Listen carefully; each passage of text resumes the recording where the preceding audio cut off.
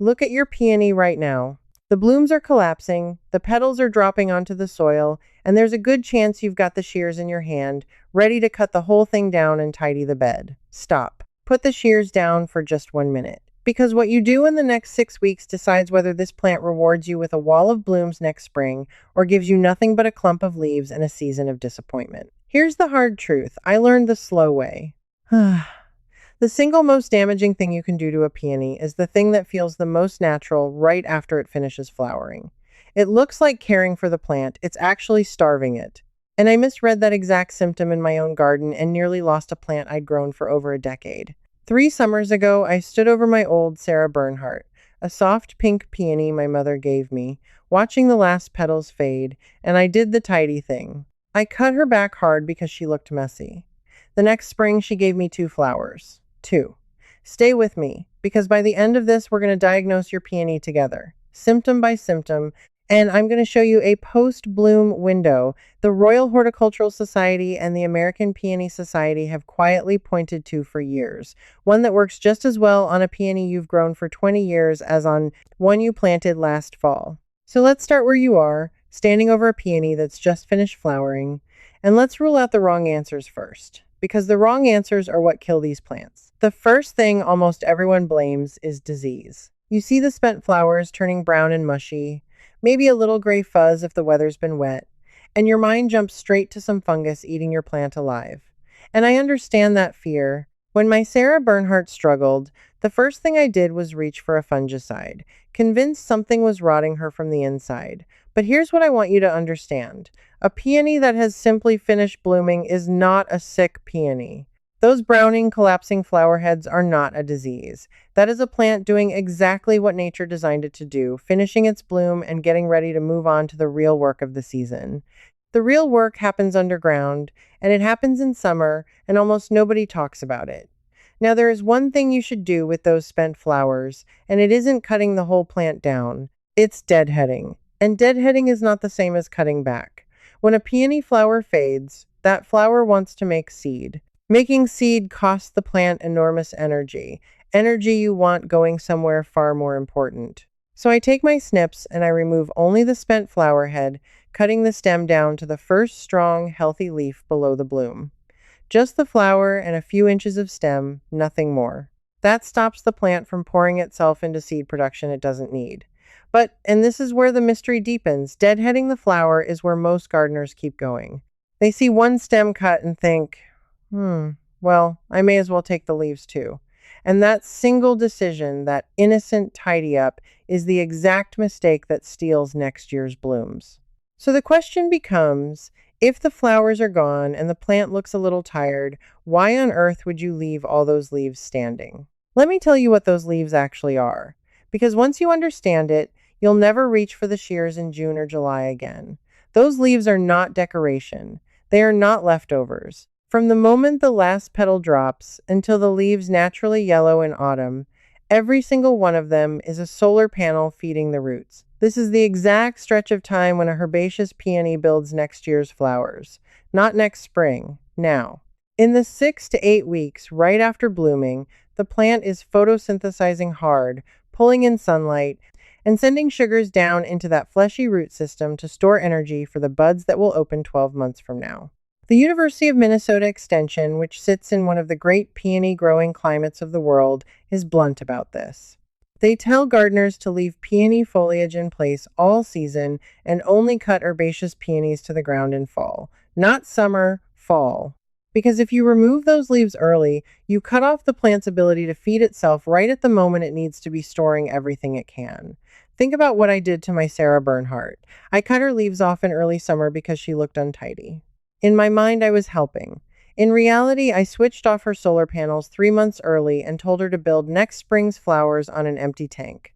That's why I got 2 blooms. I didn't have a disease. I had a starved plant, and I'd starved her with my own 2 hands. So here is the first piece of the diagnosis, and I want you to feel the relief of it. If your peony gave you fewer blooms this year, the cause may not be anything in the soil at all. It may simply be that last summer the leaves came off too soon.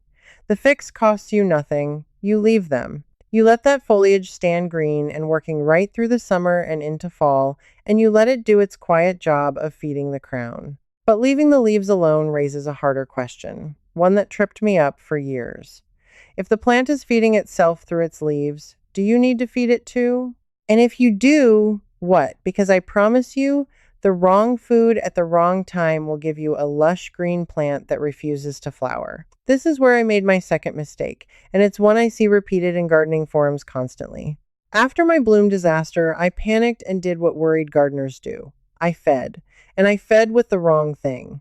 I grabbed a general lawn and garden feed, the kind that's heavy in nitrogen, thinking more food meant more flowers. What I got the following year was a peony the size of a small shrub, thick and green and glossy, with hardly a bud in sight. Here's what I didn't understand. Nitrogen drives leafy growth. Pump a peony full of nitrogen and it will happily grow foliage all day long and skip the flowers. Because you've told it, in the only language it understands, that leaves are the priority. What a peony actually wants for flowering is a feed lower in nitrogen and with more phosphorus and potassium, the nutrients tied to root strength and bloom production. The timing matters just as much as the type. The moment to feed a herbaceous peony is right after it finishes flowering, in that same post-bloom window when the plant is recharging its roots. The Royal Horticultural Society recommends feeding peonies after flowering to support them as they build up for the following year. I use a low nitrogen feed, something like a bone meal worked gently into the soil surface, or a balanced bulb-type fertilizer, and I keep it a hand's width away from the crown, scattered around the plant out where the feeding roots are, then watered in. A small handful is plenty. You are not trying to force growth. You are topping up a battery. And this is the part that surprises people. You feed once after blooming, and then you largely leave it alone. Peonies are not hungry plants. They are patient, long-lived plants that resent being fussed over. Overfeeding is far more dangerous to them than underfeeding.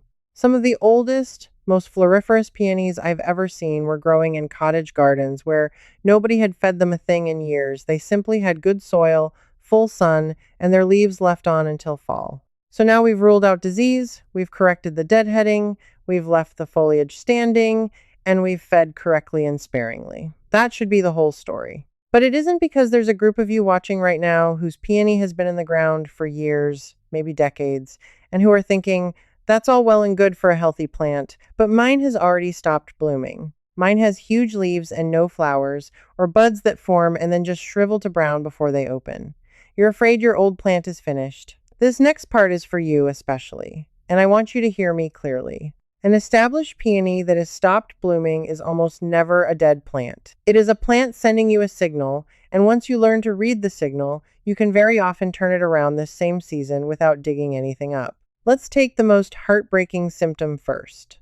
The one that fooled me for an entire summer. Buds that form perfectly, get to about the size of a pea or a small marble, and then turn brown and dry up without ever opening. Gardeners call this bud blast, and I cannot tell you how many times I've seen people online swear it's a disease and start spraying chemicals at it. Sometimes, in cool, wet springs, a fungal issue called botrytis is involved, and you'll see gray mold and blackened stems along with it. But far more often, on an established plant in reasonable conditions, bud blast is not disease at all. It's the plant deciding it doesn't have the resources to open those buds, and it's directly connected to everything we've just talked about. A peony that was starved the previous summer, whether by having its leaves cut early or by drought or deep shade, sets weak buds that it then can't finish. The buds blast because the tank was empty when they formed. And this truth got buried, but if you want to go even deeper into reading your plants before you lose another season, I want to tell you about something that helped me put all of this together. I wrote 3 guides, First Bloom, Deep Roots, and Full Bloom System, that walk through exactly this kind of seasonal plant knowledge in the same step-by-step, symptom-by-symptom way we've been working through today. They're available together for $67, and you'll find the link in the description below. If you're the kind of gardener who wants to stop guessing and start truly understanding what your plants are telling you at every stage of the year, these are the resource I wish I'd had when Sarah Bernhardt was giving me 2 flowers and I had no idea why. But let's come back to the plant in front of you right now because there's still one piece missing. So the rescue for an established plant that's blasting buds or blooming poorly starts with reading 3 things. First, light. A peony needs full sun, at least 6 hours a day. And I've watched countless mature plants slowly stop flowering simply because a tree or a hedge grew up beside them over the years and quietly stole their sun. If yours is now in shade for half the day, that alone can end the blooms. You can't move a tree, but you can sometimes thin overhanging branches to let the light back in, and you can consider lifting and moving the peony in autumn to a sunnier spot. Second, and this is the big one for older plants, is planting depth. This is the single most common reason a healthy-looking, long-established peony refuses to bloom, and it's the fix almost nobody suspects. A herbaceous peony has growth buds on its crown called eyes, and those eyes must sit shallow no more than 1 to 2 inches below the soil surface. The American Peony Society is very clear on this. Plant the eyes too deep and the plant will grow beautiful leaves and never flower. Now here's what happens over the years. You mulch every autumn, a little more soil washes in, the bed settles, and slowly, inch by inch, those eyes end up sitting 3, 4, 5 inches down. The plant is now planted too deep, and it quietly stops blooming while looking perfectly healthy. I've rescued plants exactly like this. In autumn, once the foliage has died back, gently scrape away the soil and mulch over the crown and find the eyes, the little reddish or pinkish buds on the crown. If they're sitting more than 2 inches down, carefully remove the excess soil so they're closer to the surface, just an inch or so covered. On a plant that's been buried too deep for years, that one adjustment can bring the flowers roaring back the very next spring. It feels almost too simple to be true. And yet I've watched a sulking, non-flowering peony explode into dozens of blooms this season after it was lifted just an inch or two closer to the light. And while we're clearing out the wrong answers for established plants, let me kill one myth right here because it wastes so many people's worry. The ants. Everyone has seen the ants crawling all over peony buds. And there's an old belief that the peony needs the ants to open, that they're helping. They are not. The ants are simply there for the sweet nectar the buds produce. Your peony does not need them. And if you have ants, it tells you nothing about why your plant is or isn't blooming. So cross the ants off your list of suspects entirely. They are a distraction from the real clues. So now you've got a whole set of tools for an established plant. Check the light, check the depth, leave the foliage, feed lightly after bloom, and rule out both disease and ants as the usual scapegoat. Therefore, you'd think we've solved it completely. But there's still one piece missing. There's a reason all of this hinges so precisely on those few weeks right after the flowers fade, and until you understand that reason, you'll always be guessing at the timing. This is the part that took me years to truly grasp, and it's the piece that ties everything together. Here is the secret the best growers have always known, and it's hiding in plain sight in the way peonies actually live. The flowers you will see next spring are not decided next spring. They are not even decided next winter. They are built this summer, in the weeks right after this year's bloom, down inside the crown where you can't see them.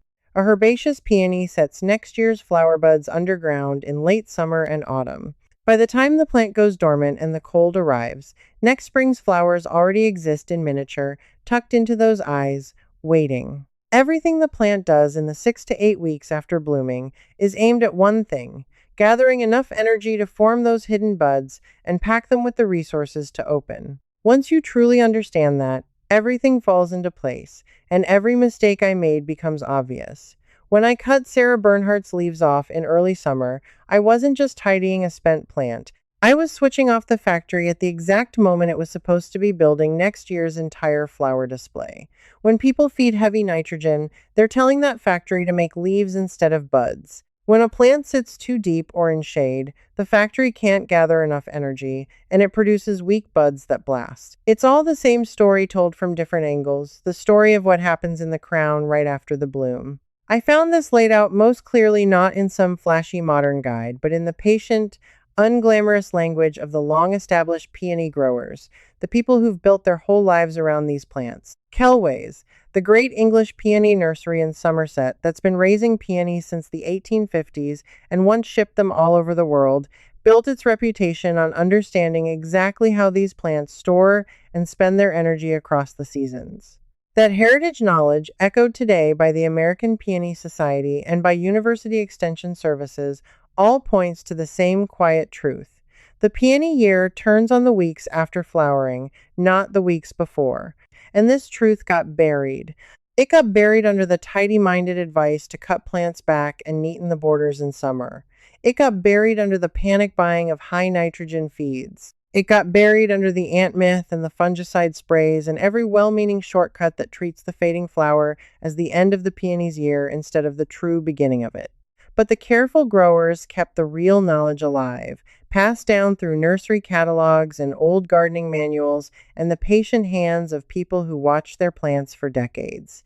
And now you have it. So here is exactly what I want you to do this weekend, while the window is open, because this is simple and it is doable and it is right for the plant you already own. Take your snips and deadhead only the spent flowers, cutting each faded bloom down to the first strong leaf, and take nothing else. Then step back and leave every single leaf standing. Do not cut that foliage.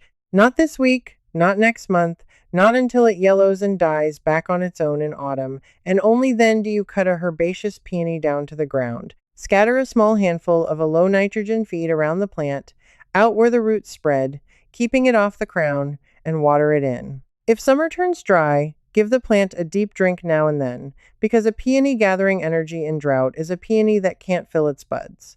That's it. You're not overhauling anything. You're simply letting the plant do the work it was born to do, at the one time of year it matters most.